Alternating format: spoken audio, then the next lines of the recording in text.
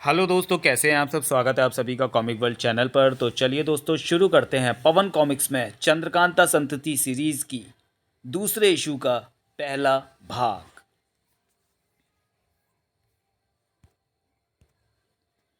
देवकी नंदन खत्री रचित चंद्रकांता संतति भाग 2।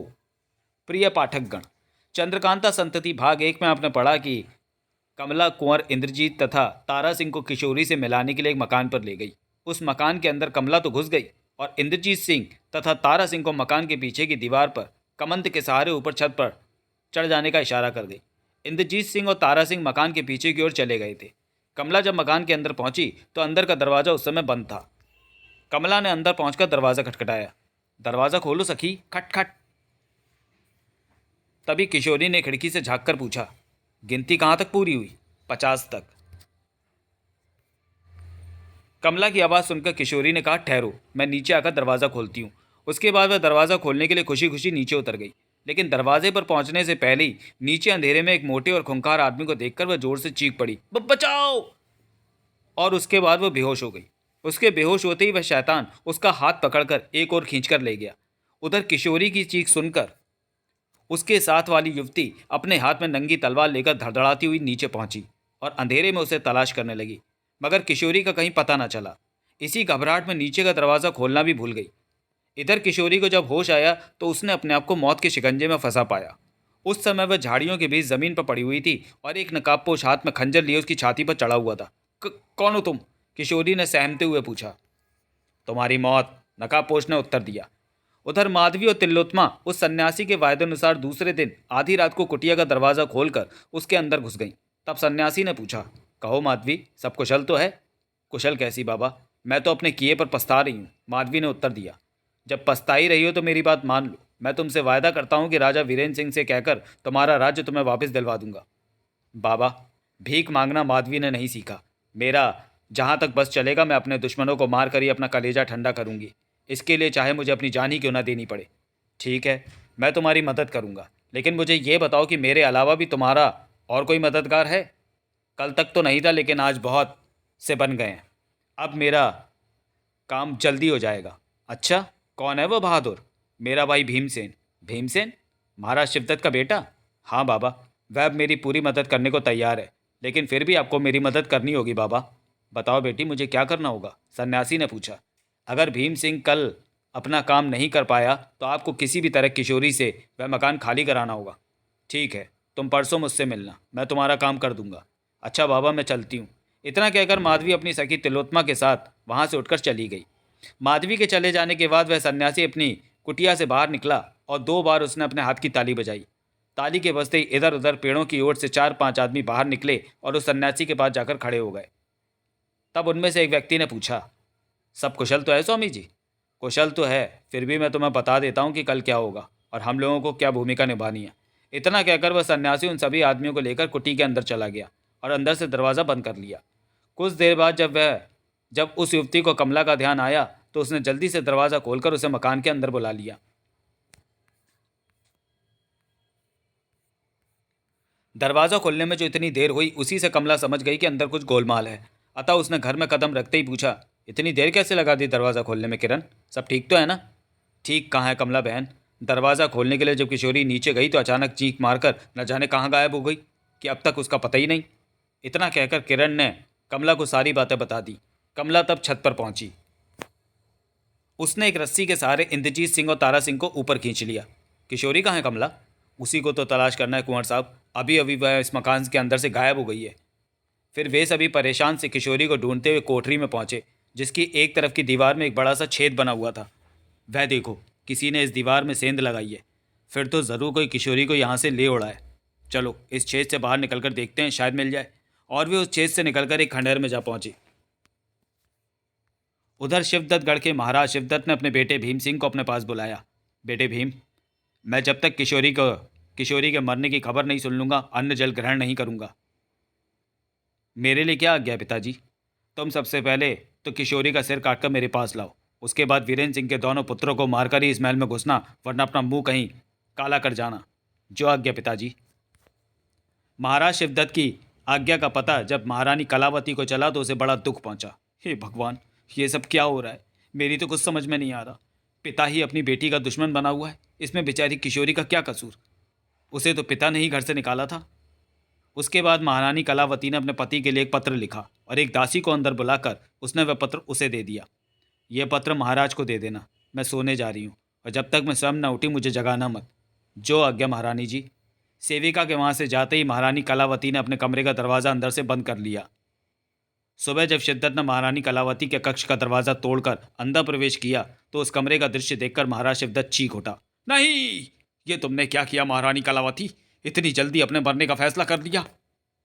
महारानी कलावती की मृत्यु से सारे किले में हाहाकार मच गया। भीमसेन 4 घंटे पहले ही किले से रवाना हो चुका था। उसे अपनी मां के मरने की कुछ खबर नहीं थी। कुछ जासूसों व योद्धाओं को लेकर भीमसेन गया के राजगृह की ओर रवाना हुआ था। उसका साथी नाहर सिंह एक जबरदस्त योद्धा था। साथ ही वह एक नेक और ईमानदार आदमी भी था। उसने यह प्रण कर रखा था कि जिस दिन उसे कोई जीतेगा वह उसी दिन से उसकी गुलामी स्वीकार कर लेगा। भीमसेन अपनी टुकड़ी के साथ राजगृह पहुंचा और एक गुप्त खो में डेरा डालने के बाद उसने अपने जासूसों को वहां का समाचार मालूम करने के लिए भेज दिया। 2 दिन में ही भीमसेन को अपने जासूसों से यह पता चल गया कि मादमी वहां नहीं है, तो उसने गया की ओर अपना कदम बढ़ाया। फिर गया के निकट पहुंचने पर एक गुप्त और भयानक पहाड़ी में अपना डेरा डाला और किशोरी की खबर लाने के लिए अपने जासूसों को भेज दिया।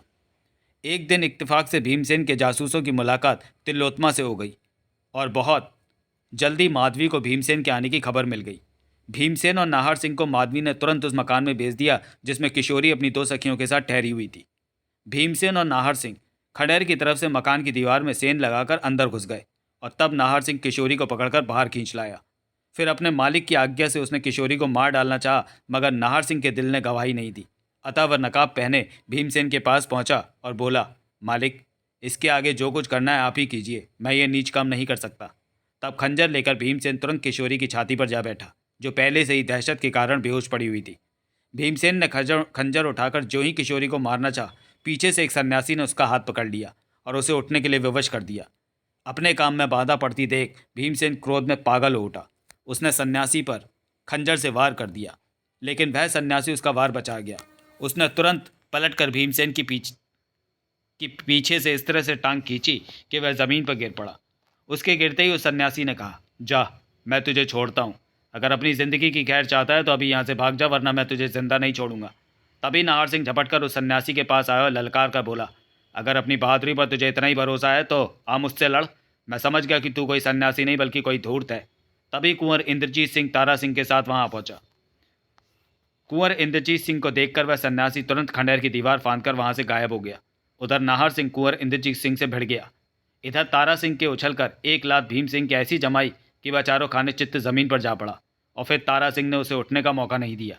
उसने भीमसेन को रस्सी से पूरी तरह जकड़ दिया और फिर एक किनारे खड़ा होकर नाहर सिंह और कुंवर इंद्रजीत सिंह के युद्ध का तमाशा देखने लगा। कुछ ही देर में इंद्रजीत सिंह ने नाहर सिंह के हथियार के 2 टुकड़े कर दिए। यह देखकर नाहर सिंह ने प्रसन्न होकर कहा, शाबाश वीर, मैंने तुम्हारे जैसा बहादुर योद्धा आज तक नहीं देखा। मेरा प्रण था कि जो कोई मुझे युद्ध में परास्त करेगा उसकी मैं गुलामी करूंगा। अच्छा, तो फिर क्या इरादा है तुम्हारा?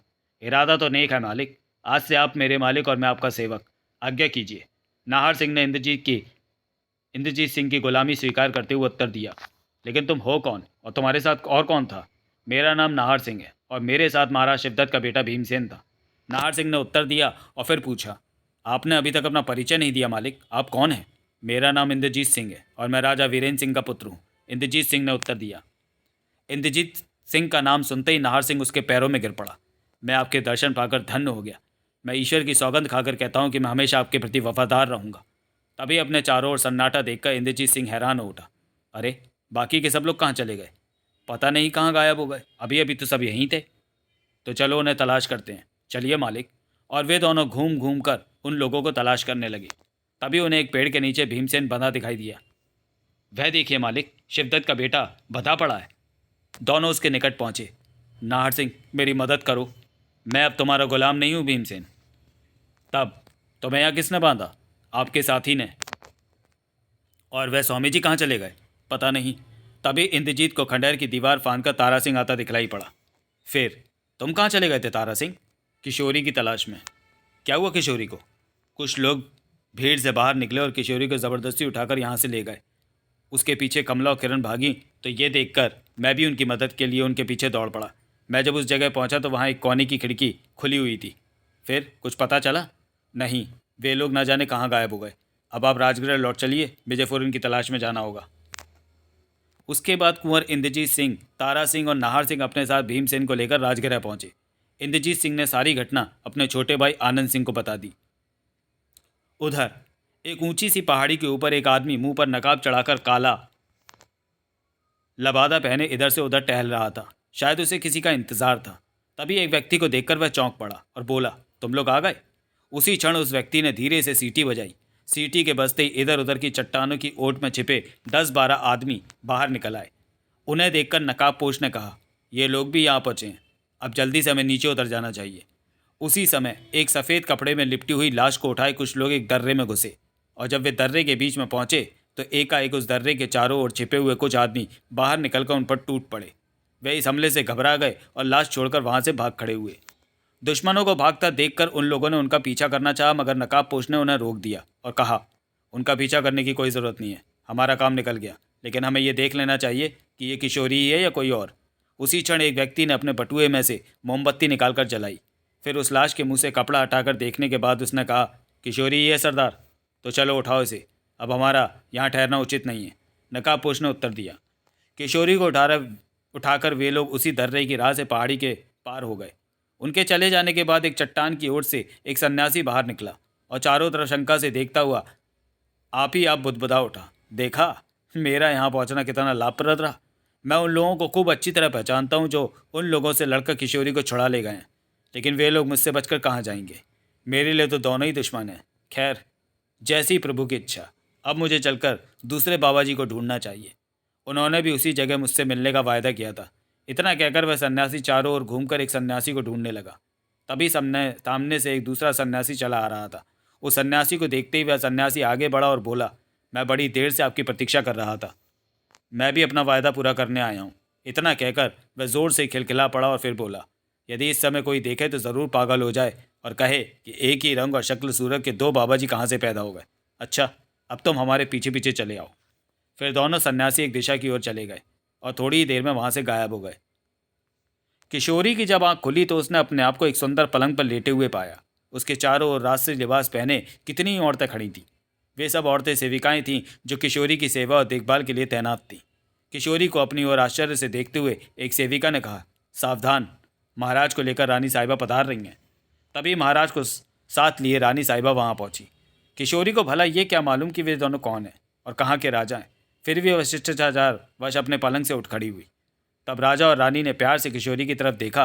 फिर प्यार से उसके सिर पर हाथ फेरते हुए राजा ने कहा, यह सचमुच हमारे खानदान की कुलवधू बनने लायक है। अच्छा, तो आपको भी पसंद है? रानी ने ठिठोली की। बेशक। इतना कहकर राजा हंस पड़े। उधर कुंवर इंद्रजीत सिंह, नाहर सिंह और तारा सिंह को साथ लिए राजगृह वापस लौट आया। उसके कुछ देर बाद ही पंडित बद्रीनाथ, भैरव सिंह और जगन्नाथ ज्योतिषी भी वहां पहुंचे। उन तीनों के आ जाने से दोनों राजकुमारों का हौसला बढ़ गया और वे सब राजगृह के बाहर बगीचे में जा पहुंचे। बगीचे में पहुंचकर वे सब एक जगह बैठ गए। हाँ भैरव सिंह, तुम अपना समाचार सुनाओ। तुमने यहाँ से जाने के बाद क्या किया? मैं जब अग्निदत्त के राजगृह पहुंचा तो बद्रीनाथ ज्योतिषी जी तथा पन्नालाल पहले से ही वहाँ अपना डेरा डाले हुए थे। तुमने वहाँ पहुंचकर क्या किया, मुझे वह बताओ। मैं क्या करता? मेरे कुछ करने से पहले ही उन्होंने दीवान अग्निदत्त और उसके 2-3 वफादार साथियों को गिरफ्तार करके चुनार भेज दिया। और माधवी, उसका कहीं पता न चला, न जाने वह कहाँ चली गई। तभी एक सेवक ने उन्हें सूचना दी, क्षमा करें कुंवर साहब, अखंडनाथ बाबा जी आपसे तुरंत मिलना चाहते हैं। वह बगीचे के बाहर खड़े हैं। जाओ और उन्हें आदर के साथ बगीचे में ले आओ। अखंडनाथ बाबा के आने पर, आनंद, यही स्वामी जी हैं जिन्होंने किशोरी की जान बचाई थी। जान बचाने वाला तो वह ऊपर वाला है। अब ये बताइए कि आपको उसके बाद की खबर है या नहीं? अरे क्यों, क्या हुआ स्वामी जी? 2 औरतें जो उस मकान में गई थी वे दोनों किशोरी की खोज में कहाँ गईं ये तो मुझे नहीं पता, लेकिन किशोरी का मुझे पता है कि वह इस समय कहाँ है। कहाँ है स्वामी जी, हमें बताइए, हम उसे छुड़ा कर लाएंगे। तो सुनो, भीमसेन के आदमी जब किशोरी को लेकर शिवदत्तगढ़ जा रहे थे तो रास्ते में दर्रे के पास रोहतासगढ़ के राजा के कुछ जासूस किशोरी को उससे छीनकर अपने रोहतासगढ़ ले गए। और अब रोहतासगढ़ का राजा अपने बेटे की शादी किशोरी से करवाने वाला है। अतः आप लोग जल्द से जल्द उसे छुड़ाने का प्रबंध करें, वरना वह अपनी जान दे देगी मगर शादी नहीं करेगी। ओह, ये तो बड़ी मुश्किल हो गई, क्योंकि रोहतासगढ़ का किला फतेह करना इतना आसान नहीं है। इतनी जल्दी हिम्मत ना हारो। ये सच है कि उस किले में घुसना बड़ा ही कठिन है, फिर भी कोशिश की जाए तो उसे फतेह करना नामुमकिन भी नहीं। जहाँ तक हो सकेगा मैं भी तुम्हारी पूरी मदद करूँगा। इतना कहकर अखंडनाथ बाबा ने एक लोटे में थोड़ा सा पानी लाने की एक सेवक को आज्ञा दी। वह सेवक एक लोटे में पानी ले आया तो अखंडनाथ बाबा ने अपनी नकली दाढ़ी मूछें नोच डाली। अखंडनाथ बाबा की असली सूरत देखकर सब भचक्के रह गए। कौन? देवी चाचा? देवी सिंह ने तब अपनी नकली दाढ़ी मूछों को फेंक कर मुंह धो डाला और उन दोनों राजकुमारों को सारी कहानी ज्यों की त्यों सुना दी। कहानी सुनने के बाद इंद्रजीत सिंह ने पूछा, अब हमें क्या करना चाहिए चाचा? रोहतासगढ़ पर चढ़ाई, देवी सिंह ने उत्तर दिया। तो ठीक है, हम रोहतासगढ़ पर ज़रूर चढ़ाई करेंगे। इतना कहने के बाद इंद्रजीत सिंह ने पूछा, लेकिन नाहर सिंह का क्या करें चाचा? कौन नाहर सिंह? भीमसेन का साथी जो अब मेरा गुलाम है, बड़ा ही बहादुर है। ठीक है, ऐसे बहादुर को तो हम स्वागत करना चाहिए, लेकिन उससे पहले मैं उसकी परीक्षा लेना चाहता हूँ। अतः आप उसके लिए एक मकान का अलग प्रबंध करें और उसे हर तरह की सुविधा दे दें। देवी सिंह की इच्छा के अनुसार ही इंद्रजीत सिंह ने उसी समय नाहर सिंह को अपने पास बुलाया और उसे अपना सेनापति नियुक्त कर दिया। उसे रहने के लिए नया मकान भी दे दिया। इसके साथ ही भीमसेन को अपनी कैद में रखने की जिम्मेदारी भी नाहर सिंह को सौंप दी। वह सेनापति के रूप में अपना कार्य ईमानदारी से करने लगा। एक रात जब नाहर सिंह गहरी नींद सोया हुआ था कि अचानक एक नकाबपोश उसको सोता देखकर कमरे में चला आया और पलंग के पास जाकर खड़ा हो गया। उसके बाद अपनी जेब से रुमाल निकालकर उसने नाहर सिंह के मुंह पर रख दिया, जिसके प्रभाव से नाहर सिंह बेहोश हो गया। उसके बाद उस नकाबपोश ने अपनी कमर से रस्सी खोलकर नाहर सिंह के हाथ पैर कस दिए और नंगी तलवार लेकर उसके सामने खड़ा हो गया। उसने इस समय अपने मुंह से नकाब हटा रखी थी।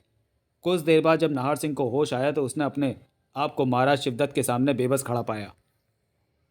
क्यों नाहर सिंह, नाजुक समय में हमारे बेटे का साथ छोड़कर उसे दुश्मनों के हाथों फंसा देना तुम्हारी कहाँ की वफादारी थी? क्षमा करें महाराज, जब तक कुंवर इंद्रजीत सिंह ने मुझ पर विजय नहीं पाई तब तक मैंने आपके बेटे का साथ दिया, लेकिन जब कुंवर साहब ने युद्ध में मुझे परास्त कर दिया तो मैंने अपने प्रण के अनुसार उनकी गुलामी स्वीकार कर ली। और मेरे प्रण का तो आपको पता ही था महाराज। मैं तुम्हें उसी की सज़ा देने के लिए तो यहाँ आया हूँ नाहर सिंह। तो फिर सोच क्या रहे हैं, दीजिए सज़ा। देखो नाहर सिंह, तुम एक बहादुर हो, बहादुरों की शिद्दत हमेशा से कद्र करता है। इसलिए मैं तुम्हें एक मौका देता हूँ कि अगर तुम हमारा साथ देना स्वीकार करो तो मैं तुम्हें जीवन दान दे सकता हूँ। क्षमा करें महाराज, नाहर सिंह अपनी जान दे सकता है पर किसी के साथ विश्वासघात नहीं कर सकता। इसलिए मुझे मर जाना स्वीकार है, लेकिन तुम जैसे बेईमानों का साथ देना स्वीकार नहीं। नाहर सिंह ने अपना अंतिम फैसला उन्हें सुना दिया। क्या तुम्हें अपनी जान प्यारी नहीं नाहर सिंह? फ़र्ज और ईमान से ज़्यादा मुझे कोई चीज़ प्यारी नहीं है महाराज शिवदत्त सिंह। इसलिए बेकार बातों में अपना वक्त ज़ाया ना करो और तुम्हें जो करना है करके चलते बनो, वरना व्यर्थ की मुसीबत में फंसकर अपनी जान गंवा बैठोगे। यह सुनकर शिवदत्त सिंह ने अपने हाथ में थमी तलवार दूर फेंक दी और नाहर सिंह की पीठ थपथपाते हुए गर्व से कहा, शाबाश बहादुर, तुम अपनी वफादारी की परीक्षा में पास हो गए। ये देखो, मैं शिवदत्त नहीं बल्कि कुंवर इंद्रजीत सिंह का जासूस देवी सिंह हूँ। इतना कहकर देवी सिंह ने अपना मेकअप उतार दिया और नाहर सिंह के बंधन खोल दिए। दूसरे दिन देवी सिंह चुनार के लिए रवाना हो गए। देवी सिंह के चले जाने के बाद इंद्रजीत सिंह को किशोरी की चिंता हुई। तब भैरव सिंह ने कहा, आप किशोरी की चिंता ना करें कुंवर साहब, जहाँ तक बन पड़ेगा मैं ये बखेड़ा 5-7 दिन में तय कर दूंगा। लेकिन तुम 5-7 दिन में क्या करोगे? इंद्रजीत सिंह ने आश्चर्य से पूछा। मैं जिस तरह भी बन पड़ेगा रोहतासगढ़ के राजकुमार कल्याण सिंह का अपहरण कर लाऊंगा और तब तक नहीं छोड़ूंगा जब तक हमारा फैसला नहीं हो जाएगा। इतना कहकर भैरव सिंह ने इंद्रजीत सिंह को अपनी योजना समझा दी। अगर ऐसा संभव हो जाए तो फिर रोहतासगढ़ के किले पर हमारा झंडा लहराएगा। ऐसा ही होगा कुंवर साहब। इतना कहने के बाद भैरव सिंह अपना कुछ ज़रूरी सामान लेकर वहाँ से रोहतासगढ़ के लिए रवाना हो गया। भैरव सिंह के वहाँ से जाते ही इंद्रजीत ने पंडित बद्रीनाथ को अपने पास बुलाया। पंडित जी, भैरव सिंह अकेला रोहतासगढ़ गया है, आप भी उसकी मदद के लिए चले जाइए। जो आज्ञा राजकुमार। राजकुमार की आज्ञा पाकर पंडित बद्रीनाथ भी अपना कुछ ज़रूरी सामान लेकर रोहतासगढ़ के लिए रवाना हो गए। रास्ते में उनकी भेंट भैरव सिंह से हो गई। पंडित जी आप? हाँ भैरव सिंह, मुझे तुम्हारी मदद के लिए राजकुमार ने भेजा है। तब दोनों पहाड़ के ऊपर चढ़कर रोहतासगढ़ के किले में दाखिल हो गए। किले के अंदर एक सुंदर नगर बसा हुआ था। उस नगर के एक ओर एक छोटा सा महल भी बना हुआ था। वाह, किले के अंदर नगर! यही रोहतासगढ़ की विशेषता है कि पूरा नगर एक किले में सुरक्षित है। दोनों जासूस चौबों का वेश बनाकर बदलकर रोहतासगढ़ में घूमते घामते एक शिव मंदिर के सामने जा पहुँचे, जहाँ पुजारी बैठे भांग घोट रहे थे। जय जमुना मैया की, जय जमुना मैया की। चौबे जी, कहो कब आना हुआ यहाँ? बस अभी अभी चले आ रहे हैं महाराज। और सुनाइए, सब कुशल मंगल तो है? हमारे राजकुमार कैसे हैं? सब आनंद में है चौबे जी। हम लोगों के बड़े भाग्य हैं जो आपके दर्शन हुए। लीजिए, शिव जी का प्रसाद ग्रहण कीजिए। अब तो आप लोग कुछ दिन ठहरेंगे ना यहाँ? हाँ महाराज, कुछ दिन ठहरेंगे। अभी तो हमें महाराज कुमार के भी दर्शन करने हैं। राजकुमार जी तो आपसे मिलकर बहुत खुश होंगे। तो क्या राजकुमार जी यहाँ रोज आते हैं? जी चौबे जी, वह सुबह शाम पूजा करने के लिए रोज आते हैं। फिर वे दोनों जासूस से खिड़की के रास्ते किले के पीछे के जंगल में चले गए।